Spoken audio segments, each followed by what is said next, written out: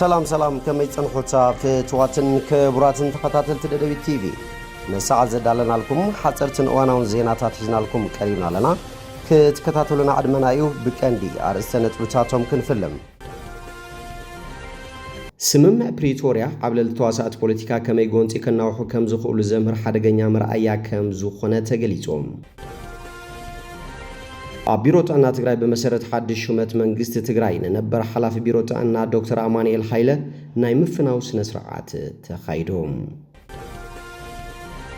تجمعات زب تجري مليهم كساب زفتحو حزبنا بمداية التاسلام مستحلو كخون جدا بوليس كبرخ كم زقبع كنتي باك تمام مقاله دكتور ردا إبرها حبيرام مكينا سريق استتحزو الكسب شو من تعامل سنع ماسرتن 4 شبر مقطعات تفريدوا بتزامات زينا بمثلال نسركن استخصص جبنኛ بماسرتي كقطع توسين لهم بولس تزاوتاي محور بروفيشنال تزاوت كوس اجري بي اف ان ممراش دش حصيات الله كوينهم وانش عالم كلتشن اسران شنو قاطرا فرنجي قدم حجي كاب استخايدو ودرات كم زفله تحبيرو نابزرزرو سيرنا لنا مسألة زيناتات بينيام حدش سناي مكتتال سمم بريتوريا قبل التواسات بوليتيكا كما يغونتي كناوحو كم زخول زمر حدغنيا مرأيا كم زخونه تغليصوم سمم بريتوريا توكسيدو مبال غونتن مفتاح زيكونس قبل التواسات بوليتيكا كما يغونتي كناوحو كم زخول زمر حدغنيا مرأيا خوينلو كبل كاب سمع سلامنا مسارح بوليتيكا استغير سمع بريتوريا بزبر رئيسي اب اديس ستاندارد زوت صحف املاقيتهم كابعنا وخيناتنا بحويت كسغاغر تبايل استختم سمع بريتوريا سلطاو بزخونه منغدي ترغم البو كخون كمستغبره اتصحف ارديوم اتسمع بحدليتي فرسن قسب قسيو طرحو تريفو اتوم قند دنغاغتاتو مولو تغواچتوم داغم تقانيوم تزليلوم ወይ ድማ ሸለል ተባሂሎም እትፈለማነት ጎንጽ ይዘላ አለ ኩነታት ግና ካቦቱ ነቃይበለን ይሉ እትጽሑፍ እትን ትግራይ ዛዕነው ኩናት ውሽጣው ክልላው ዘይምርድዳእ ዘይኮነስ ዝተዋደደ ተሳትፎ ኃይልታት ምክልኻል ፌደራል መንግስቲ ኢትዮጵያ ኃይልታት ኤርትራ ኃይልታት ክልል አምሓራን ምልሻታትን ከምውን ካልኦት ኃይልታት ዘካተተ ኢኔሩ ነገር ግን ድሕርስ ፕሪቶሪያ ፌደራል መንግስቲ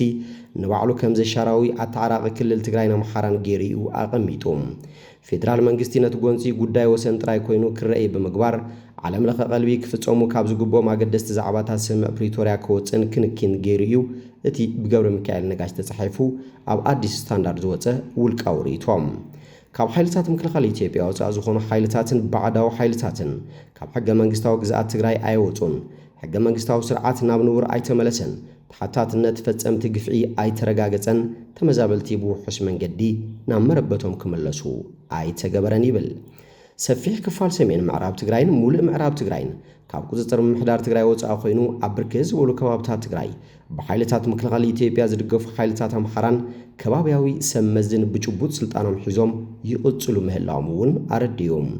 ሰራዊት ኤርትራውን ንኽወፅ ተደጋጋም ጻውዒት እኳ እንተተገበረ ክሳብ ሕጂ ኣብ ገለ ከባብታት ሰሜናዊ ትግራይ ከም ዘሎ እቲ ጸብጻብ ገሊጾም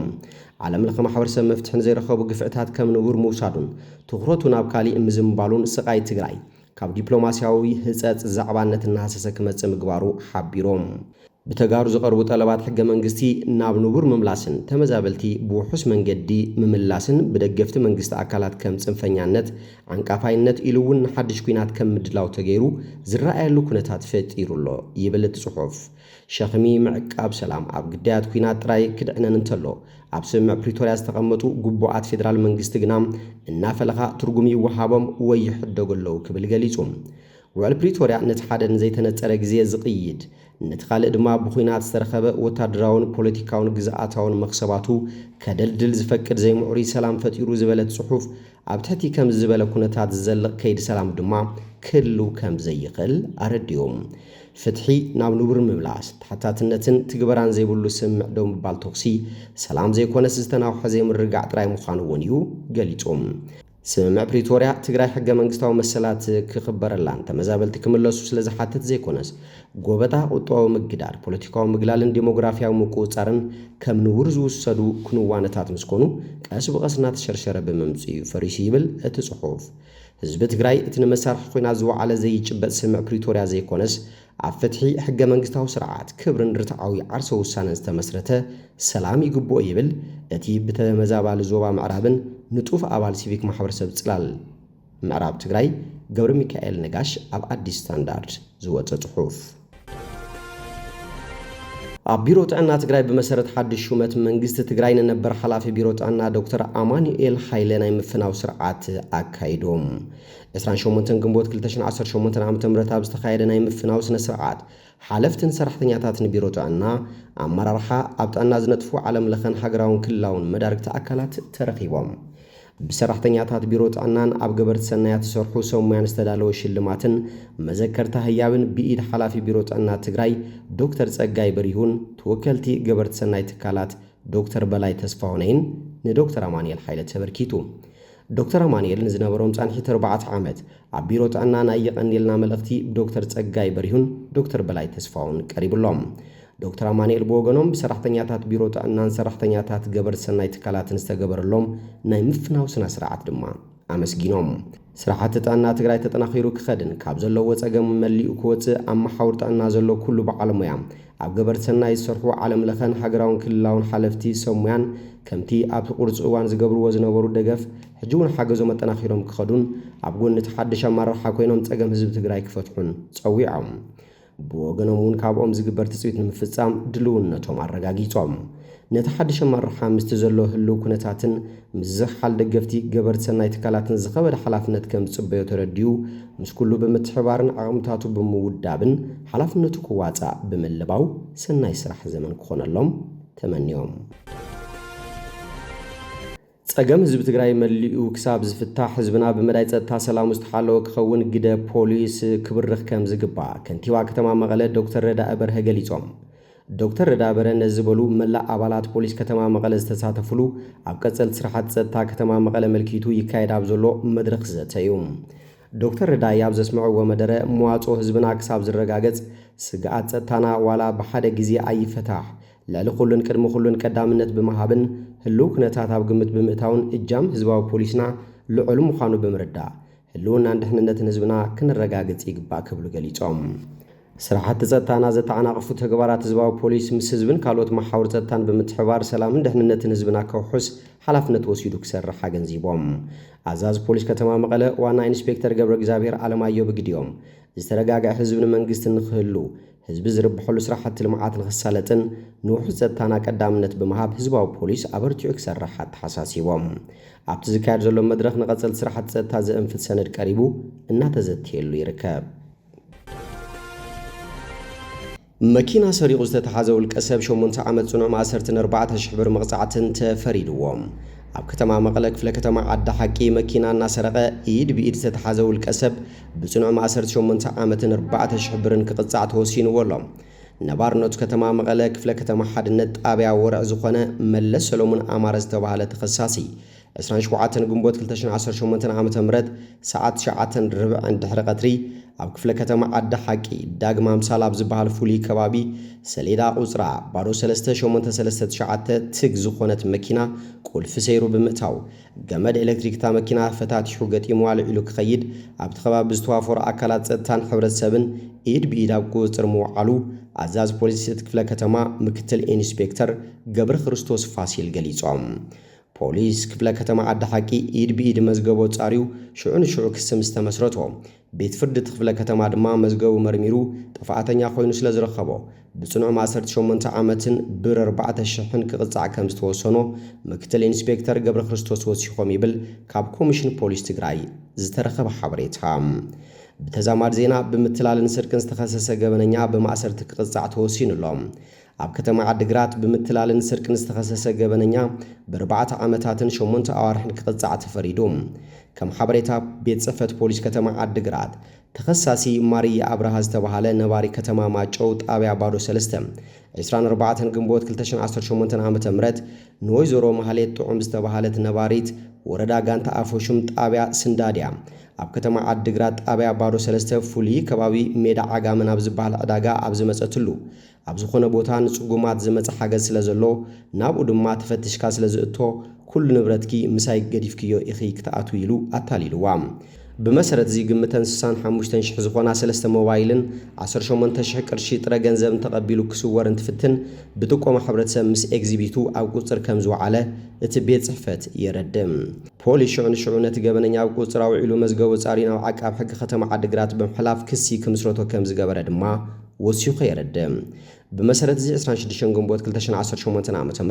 ኣብ ቤት ፍርዲ ከተማ ዓዲግራት ተሰይሙ ኣብ ዝወዓለ መጋባእያ ገበነኛ ነቲ ጉዳይ ከም ዝወዓሎ በመረዳእታ በመረግጋጹ እቲ ቤት ፍርዲ ነቲ ገበነኛ ብ4 ዓመታትን 8 ኣዋርሕን ማእሰርቲ ክቅጽዕ በይንሎም አሞዳታ ፖሊስ ከተማ ዓዲግራት ኣብ ዘመሓላለፎ መልእኽቲ ነበርቲ ካብ ተማሳሊ ምትላልን ስርቅን ንባዕሎም ክሕሉ ዘተሓሳሰበ ኮይኑ ነዚ ጉዳይ ዝመሳሰል ዘጠራጥር ዛዕባ እንተጓንፎም ድማ ኣብ ከባቢኦም ናብ ዝርከብ ኮሚኒቲ ፖሊስ ሓበሬታ ክህቡ ጻውዒ ተቕሪቦም ሉስ ተጻዋታይ ማሕበር ፕሮፌሽናል ተጻዋቲ ኩዕሶ እግሪ ማለት እውን PFN ምምራጽ 6 ሕጽያት ኣላው ኮይኖም በመሰረት እዚ ራያን ቸርኪ ካብ ማንቸስተር ሲቲ ብሩኖ ፈርናንዴዝ ካብ ማንቸስተር ዩናይትድ ኤርሊንግ ሃላንድ ካብ ማንቸስተር ሲቲ ጋብሪኤል ማጋሌሽ ካብ አርሰናል ዴቪድ ራያ ካብ አርሰናል ዴክላን ራይስ እውን ካብ አርሰናል እንትኾኑ ኣብ ፕሪሚየር ሊግ እንግሊዝን ማሕበር ጸሓፍቲ ኩዕሶ እግሪን ብሉስ ተጻዋታይ ዝዓመት ተባሂሉ ዝተመረጸ ብሩኖ ፈርናንዴዝን ናይ BBC ናይ ዝዓመት ብሉስ ተጻዋት ዝተባሃለ ዴክላን ራይስን ነቲ ሽልማት ክዕወቱ ዝለዓለ ዕድል ከም ዘለዎም ዝተገለጸ ኮይኑ ተዓዋቲ ድማ ነሓስ 19 ዕላው ከም ዝኸውን ተገሊጹሎም ዋንጫ ዓለም 2026 ቅድሚ ሕጂ ካብ ዝተኻየዱ ውድድራት ከም ዝፍለጥ ሓቢሮም ዋንጫ ዓለም 2026 ቀዳማይ እዚ ውድድር ንፈለማ ግዜ 3 ሃገራት በሓባር ዘእንግድኦ ክኸውን እዩ እዚ ማለት ኣሜሪካ ሜክሲኮን ካናዳን ካልኣይ ቅድሚ ሕጂ ኣብ ዝነበሩ ውድድራት ዝሳተፋ ሃገራውያን ጋንታታት 32 ጥራይን ነይረን ኣብ ዋንጫ ዓለም 2026 ግን ንፈለማ እዋን 48 ሃገራት የን ክሳተፋ ሳልሳይ ተሳትፎ ሃገራት ኣፍሪካ ኣብ 5 ተገዲቡ ጸኒሑ ኣብቲ ኣብዛ ዓመት ዝካየድ ውድድር ግን 10 ሃገራት ኣፍሪካ ክሳተፋን ዲሞክራሲያዊት ሪፐብሊክ ኮንጎን ሃይትን ድሕሪ 52 ዓመታት ናብቲ ውድድር ክዝምለሳ ዘለዋ ሃገራት የን بخالو وغن موداتا ግዜ ኣብ 1986 ቋጽራ ፈረንጂ ዝተሳተፈት ኢራቅ እውን ድሕሪ 40 ዓመታት ናብ ዋንጫ ዓለም ትምለሳላ ኣብቲ ካብ 11 ሰነ ክሳብ 19 ሐምለ 2026 ቋጽራ ፈረንጂ ዝካየድ ውድድር 48 ሃገራውያን ጋንታታት ኣብ 16 ከተማታት ተናእንገድቲ ሃገራት ጾተን ከካይዳን ድሕሪ 103 ጾታታት ድማ ኣብ ኣሜሪካ ኒው ጀርሲ ኣብ ዝርከብ ሜት ላይፍ ስቴዲየም ብደሚቕ ናይ ፍጻመ ጾታ ክዛዘም እዩ كيب فردي نمجمرتا ግዜ ናብ ዋንጫ ዓለም ብምሕላፍ ታሪኽ ሰሪሓላ እዚ ድማ ነታ ንእሽቲ ሃገር ደሴት ኣትላንቲክ ዓብይ ዓወት እዩ ኣብ ኩዕሶ እግሪ ኣፍሪካ ካብ ዝድነቑ ዛንታታት ድማ ሓደ ኮይኑሎም እዛ ትሕቲ 600,000 ህዝቢ ዘለዋ ንእሽቲ ሃገር ቁጽሪ ህዝቢ ኣብ ስፖርታዊ ዓወት እንቅፋት ከም ዘይኸውን ኣመስኪራላ ኣብ ልዕሊ ከም በዓል ካሜሮን ዝኣመሰለ ዓበይቲ ኣስማት ዘመዝገበቶ ዓወታት ድማ ኣብ ብቕዓት ኩዕሶ እግሪ ሩኢ ምምሕያሽ ከም ዘርአየት ዘመላኽት እዩ ሓያል ዲሲፕሊን ብሉጽ ቴክኒካዊ ክእለት ከምኡውን ኣብ ሊጋት ኣውሮፓ ዝጻወቱ ብርክ ዝበሉ ተጻወትቲ እትምርኮስ ጋንታ ምህናጻ ኣብ ዓለም ለኻዊ ደረጃ ናይ ውድድር ዓቕማ ክሕይል ሓጊዙ እዩ ኩራሳኦ ድማ ልዕሊ 150,000 ነበርቲ ዘለዋ ንእሽቲ ሃገር ኮይና ኣብ ናይ ሎሚ ዋንጫ ዓለም ክትሳተፍ እያ ናብ ዋንጫ ዓለም ብምሕላፍ እታ ዝነኣሰት ሃገር ብምዃን ኣብ ታሪኽ ሰፊራ እዚ ድማ ኣብ ታሪኽ ውድድር ሓድሽ ክብረ ወሰን እዩ እዚ ዓወት እዚ ካብ ዞባ ኮንካካፍ ዋንጫ ደቡብ ኣፍሪካ ማለት እዩ ንነዊሕ እዋን ዝገበረቶ ጻዕሪ ስዒቡ ዝመጸ እዩ ኣብ መጻረይ ውድድራት ብዙሓት ሰባት ክራሳኦ ነዊሕ ከም ዘይትጓዓዝ ገሚቶም ነይሮም እንተኾነ ድሕሪ ኣዝዩ ከቢድ ናይ መጻረይ ዙር እቲ ሃገር ብዙሓት ሰባት ክግረሙ ጌራ እያ ኩራሳኦ ኣብ ዋንጫ ዓለም ክትሳተፍ ምዃና ንብዙሓት ደገፍቲ ዞባ ካሪብያን ዓብይ ሓጎስ እዩ ኣምፂኢሎም ዓወት ክራሳኦ ካልእ ኣብነት ሓይሊ ኩዕሶ እግሪ ብበዝሒ ህዝቢ ከም ዘይውሰን እውን ኣመላኺቱሎም ካልእ ዮርዳኖስ ንኣስታት 40 ዓመታት ኣብ መጻረይ ጸወታታት ኤስያ ክትሳተፍ ጸኒሓ እያ ኣብ መወዳእታ ድማ ኣብ ዋንጫ ዓለም 2026 ተሳታፊት ብምዃን ታሪኽ ክትሰርሕ ክኢላ እዚ ኣብ ታሪኽ ኩዕሶ እግሪ ዮርዳኖስ ዓብይን ታሪኻውን ዓወት ኮይኑ ተመዝጊቡሎም ዮርዳኖስ ናብ ዝመጻረይ ጸወታታት ቅድሚ ምጽምባራ ኣብ ዋንጫ ሻምፒዮና ኤዥያን ዋንጫ ዓረብን ካልኣይ ደረጃ ክትሕዝ ክኢላ ነይራ እንተኾነ ኣብ ነፍሲ ወከፍ ግዜ ግን ናብ ዋንጫ ዓለም ናይ ምሕላፍ ዕድል ከምልጣ ጸኒሑ እዩ እታ ጋንታ ናብ ዓወት ዝገበረቶ ጉዕዞ ጽንዓት ቀጻሊ ጻዕርን ኣብ ኩዕሶ እግሪ ነዊሕ ዝጸንሐ ምዕባለ ዘንጸባርቕ እዩ ድሕሪ ናይ ዓመታት ጻዕርን ውጥጥን ዮርዳኖስ ኣብ መወዳእታ ኣብቲ ዝዓበየ ውድድር ዓለም ክትሳተፍ ዝተረፍዋ መዓልትታት ሒደት እዮም ሓንቲ ካብተን ኣብ ዋንጫ ዓለም 2026 ዝተሳተፋ ሓደሽቲ ሃገራት ድማ ኡዝቤኪስታን እያ ካብ ዞባ ማእከላይ ኤዥያ ብወግዒ ናብ ዝውድድር ክትሳተፍ ዝኽኣለት ፈላሚት ጋንታ እውን ኮይና ኣላ ድሕሪ ናጽነት ንልዕሊ 30 ዓመታት ዝጸንሐ እንቅፋታትን ብዙሕ ፈተናታትን እያ ሓሊፋ ኣብ መወዳእታ እታ ብጻዕዳ ተኻሉ እትፍለጥ ጋንታ ነቲ ሓጹር ሴራ ኣብ ዋንጫ ዓለም ቦታ ኣውሒሳቶላ ድሕሪ ሂደት መዓልታት ድማ ኣብ ከተማታት እተን እንግድቲ ሃገራት ክትጻወትን ክተመስክርን እያ ተሳትፎ ኡዝቤኪስታን ተሳትፎ ኩለን ሃገራት ማእከላይ ኤዥያ ኣብ ዋንጫ ዓለም 2026 ዝውክል ዓብዪ ዓወት እዩ ቅድሚ ሕጂ ዝኾነት ኣብቲ ዞባ ትርከብ ሃገር ናብ ዝዓበየ መድረክ ኩዕሶ እግሪ ዓለም ክትበጽሕ ኣይከኣለትን ነይራ እዚ ግን ሕጂ ታሪኽ ኮይኑሎም ሕጂ ኡዝቤኪስታን ኣብ ታሪኽ ዋንጫ ዓለም ስማ ንኽጽሓፍ ዕድል ረኺባ ኣላ እዚ እውን ንሃገራት ጥራይ ዘይኮነስ ንመላእ ዞባ ማእከላይ ኤዥያ እውን ዝውክል እዩ ባርከስ ፍትዋትን ክቡራትን ተኸታተልቲ ደደቢት ቲቪ ንሳዕ ዘዳልናልኩም ዜናታት ነዚኦም ይመስሉ ስለትምክታልኩም ኣመስግና ካልኦት ሳብ ንራኸብ ሰናይ ናኹም